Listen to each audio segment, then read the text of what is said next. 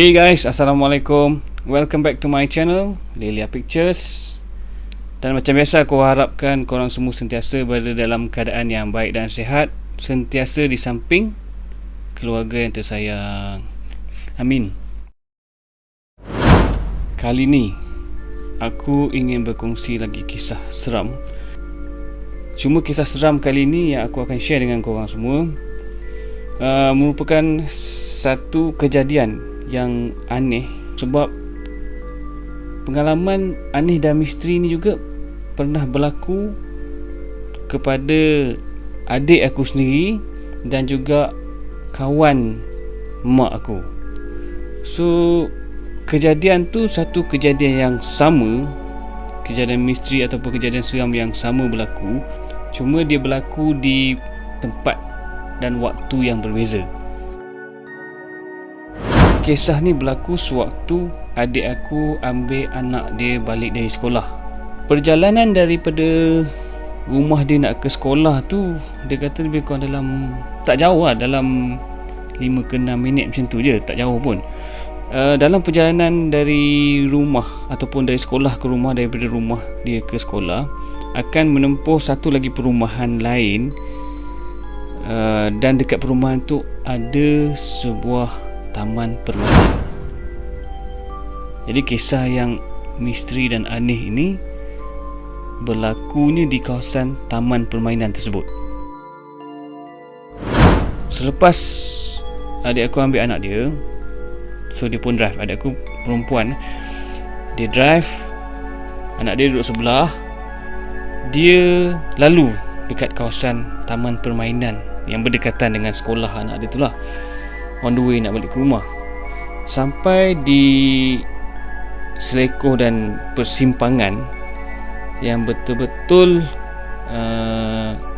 menghadap pada taman permainan tersebut, dia ternampak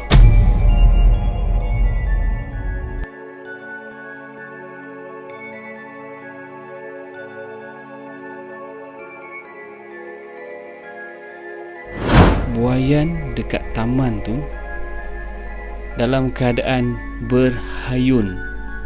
Hayunan dia maintain. Adik aku cakap hayunan dia memang maintain, seolah-olah macam ada orang tengah main, tengah hayun buai tu.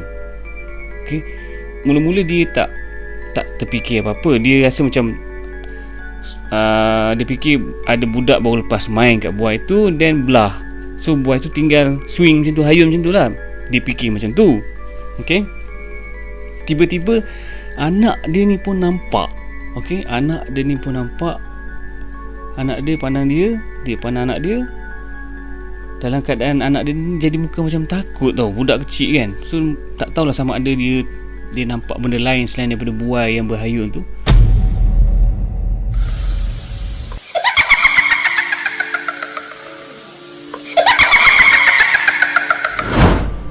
Tapi yang pastinya anak saudara aku ni pun nampak, dan adik aku pun nampak. So itu kejadian yang pertama, pengalaman adik aku sendiri. Okay. Dan pengalaman yang kedua aku nak share dengan korang, kisah yang sama juga. Misteri buaian yang berhayun sendiri di taman permainan. Memang tak asing lagi bagi kita. Memang kita banyak dah dengar berlaku sebelum-sebelum ni. Dan dalam media sosial pun ada viral kisah-kisah ataupun kejadian yang melibatkan buaian di taman permainan. So kawan mak aku ni dia cikgu prasekolah. Kalau korang semua tahu, prasekolah ni tadika yang dalam kawasan sekolah kebangsaan. Okay. Jadi kat bangunan prasekolah, kat sekolah yang dia mengajar tu, ada taman permainan lah. Memang dekat, biasanya memang kalau prasekolah ni memang ada dia punya playground dia sendiri. Jadi kisahnya berlaku macam ni.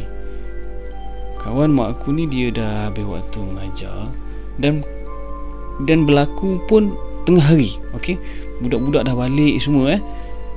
Jadi kawan mak aku ni dia dah kemas-kemas, dah standby nak balik lah. Tiba-tiba dia terpandang ke taman permainan di sebelah bangunan prasekolah tu.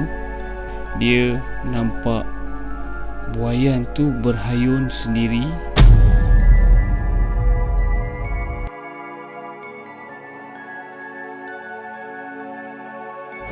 hayunan yang maintain, yang sama je, tak ada macam makin perlahan ke ataupun makin laju, tak. Dia hayun memang sama, seolah-olah macam memang ada sesuatu ataupun macam orang hayunkan buai kan, sama je pegang. Tapi tak ada budak yang tengah main ni buai tu. Budak-budak semua dah balik tau. Kawan mak aku ni dia rasa macam takut tapi bercampur nak tahu dan geram. So masa tu, zaman tu ada dah kamera phone, cuma gambar tak se-HD macam sekarang lah So dia pun ambil handphone dia, dia rakam pergerakan buai tu.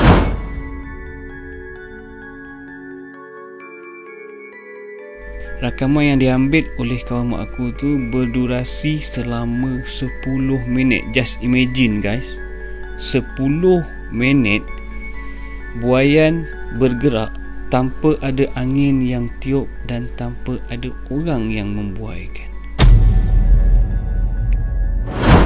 Jadi guys, itulah dua kisah ataupun dua kejadian aneh dan mistik di mana kedua-duanya berlaku di taman permainan dan dua-dua pun berlaku pada buaian. Buai hayun sendiri dengan keadaan yang tak ada angin, tak ada ribut, tak ada orang yang naik, dan kedua-dua kejadian ni berlaku di siang hari. Mungkin ada di kalangan korang yang pernah melalui sendiri pengalaman macam ni dan pernah ternampak. So guys, sampai sini dulu.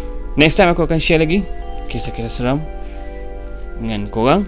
Diharap korang sentiasa support. Bagi yang belum subscribe, silalah subscribe channel Lilia Pictures. So kepada korang yang dah subscribe dan sentiasa menyokong channel Lilia Pictures, aku ucapkan jutaan terima kasih. Semoga jasa korang semua dan kebaikan yang korang buat sentiasa dibalas dengan kebaikan, InsyaAllah. Sehingga kita jumpa lagi. Salam sayang daripada Lilia Picture. Assalamualaikum.